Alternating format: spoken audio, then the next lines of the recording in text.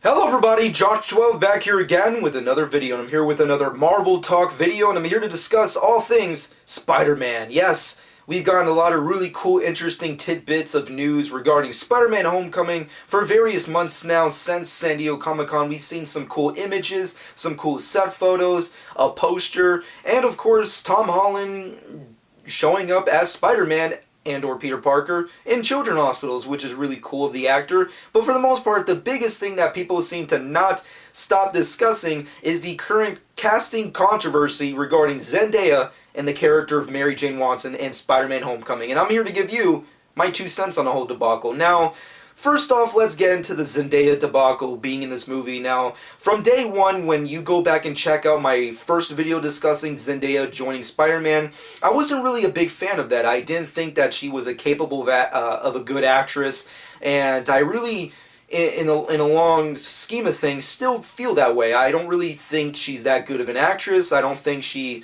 really has shown anything that makes her worthy of joining the MCU, and in the large scheme of things, I also really don't like the idea of Disney Channel having any kind of connections with Marvel. I mean, like, it's already bad enough as a fan that we have to deal with the Sony getting their dirty little fingers into the Marvel Cinematic Universe. But in the large scope of it all, it's just something that we unfortunately have to deal with at this, point in time. However, with that being said and done, I've still kept my enthusiasm and hype leveled into a point that I can really be excited for this film, and everything I've seen so far, I've really been at a point where this is possibly the most anticipated Spider-Man film that I can't wait to see in years.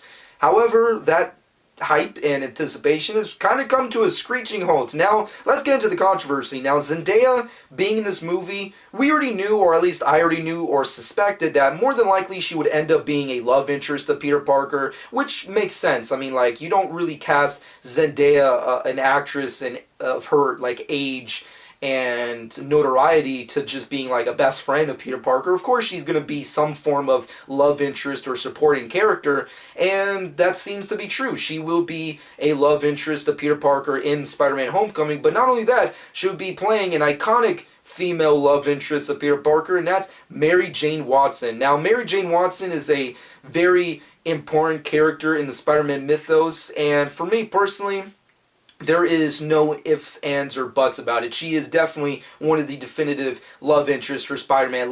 When it comes to love interests, Spider-Man and Batman definitely have a lot in common. I mean, like, they both are cool, they're both powerful, they have cool costumes, they have the best rogue gallery in the entire comic book genre, and they have the best lays. They have the best girlfriends slash wives slash love interests. They just have it made in the comic book industry, and Spider-Man has it made with Mary Jane Watson. And for me personally, I don't know why, but I've always had an obsession with redheads. I don't know why. It's an addiction, rather. I don't know. Maybe it's like the minority inside of me, which is just, when you're a minority and you grow up in this country, you have an obsession with white women. I don't know why, you just do. You have an obsession with white women, and I've always had this weird addiction and fetish for red-haired girls. I don't know why, I just do. I know this video kind of got creepy all of a sudden, but I'm trying to prove a point here, or get to a point, rather, in this video, so bear with me. Now, overall, we have Mary Jane Watson, a very highly profiled character in the Spider-Man mythos, joining the MCU, and this is a great opportunity considering that a lot of people and hardcore fans, kinda including myself, really felt betrayed or more or less lacklustered with the performances of and uses of the characters in previous Spider-Man adventures. I mean, not a lot of people were really on board with Kristen Dunst's Mary Jane Watson and Sam Raimi's Spider-Man franchise, and, Sony fucked up Shailene Woodley's chance as Mary Jane Watson in the Amazing Spider-Man franchise. So Mary Jane hasn't had the best luck in the film franchises of Spider-Man, and this is their best chance to really do it right again with the Marvel Cinematic Universe. They can do Gwen Stacy's death right, they can do Mary Jane Watson right, they can do Black Cat, they can do a lot of really cool, interesting things. And then they had to kind of go a PC route, and not really a PC route, but more or less a route that would bring up a lot of question marks and a lot of rants from fanboys. Now, for me personally, as I stated before, I am not really that big of a fan of Zendaya being in this film. If I can toss my personal feelings towards the actress, I can be like, okay, I can feel okay with her status as a human being part of the film. Because the big question that's being asked through various social networking websites and news websites and YouTube is the usage of African American love interests in movies, or at least big budget movies. That's the kind of the overall, I guess, statement that Marvel is kind of going on at this point in time to address this controversy, and I can see where they're coming from with that. I mean, like, I feel like with movies, for example, like Creed, have shown us with big, macho, manly, big movies, big budget, like superhero-esque movies like Creed, you can have an amazing African-American love interest who has their own supporting role in the whole macho, manly aspects of the movie, but also can add their own storyline and have an actual complex, compelling story on top of that.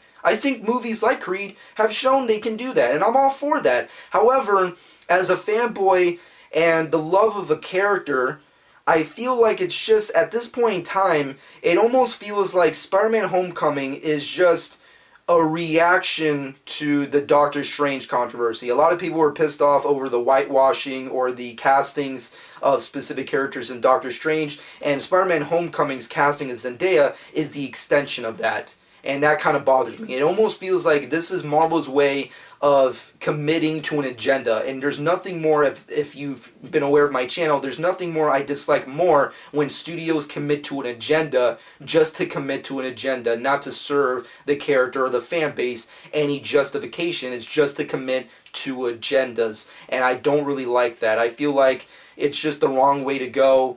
If they wanted to do an African American actress love interest, they could have done that, and I feel like Zendaya could really have done a great thing with that. I mean, like, if she was given a lot of originality to the character, given a role that she can really breathe and spread her wings, especially with such a big budget role as a Spider-Man film, she could have done a lot of good in this film if she was playing an original love interest for Spidey. But now that she's playing MJ, all she has to do is just play a modern day version of that, and I just feel like they should have just went with a traditional route, and that's just my personal thoughts on it. So as it stands, Zendaya being in the movie in general, I was never really huge fan of. If she was going to play the love interest, I'm okay with that. I'm alright with African American actresses being the love interest in these big movies. I'm okay with that. It's not a race car deal with me. It's just the fact that at this point in time, it just feels like Marvel, when you question them, it just feels like when it comes to these controversial castings, they're just committing to an agenda, and I don't want to see that. I want to see, if a character's Asian, let him be Asian. If a character's black, let him be black. If a character's white, let him be white. And I just feel like that's the route they should be going on, and I don't know whose decision is this. Maybe it's Marvel's, maybe it's Sony's, who knows, but at the end of the day, I just wish they could have just went with the more traditional route, especially as a pig of a man as myself. I really just want to see another red hair girl be a love interest. I'm sorry. I'm just, every time I see them, I want to grab them and I want to bite them. I want to be a vampire. I want to have a cloak. I want a glass of wine, and I want to stare at them with a fucking fire next to a fireplace, and they know. They know. You know, they suspect things, but they know what's going on, or at least what's going to happen. This video got really creepy, I'm sorry. Overall, this has been my personal thoughts on this. Zendaya, she's cast in the movie, she's Mary Jane Watson. As a fan of Spider-Man, I can embrace the new, but I also question Marvel's motives on this, and I really want to know, is this because they wanted to do a modern day telling of a realistic New York, I guess, Spider-Man, or are they just committing to an agenda? That's the question I ask, and overall, I can embrace the new, but I also would have been alright with the more traditional route. But let me know what you personally think in the comment section below. Are you on board with Zendaya's casting as Mary Jane Watson? Do you even care? Do you really think that race cards should be thrown out at this point? Or are you okay with embracing new interpretations of characters, which seems to be the big debate right now? But let me know what you think in the comment section below. With that being said and done, shameless plug time. Follow my Twitter Instagram at Josh12. Subscribe to my channel if you've not done so already, and hope you guys enjoyed. And this has been Josh12.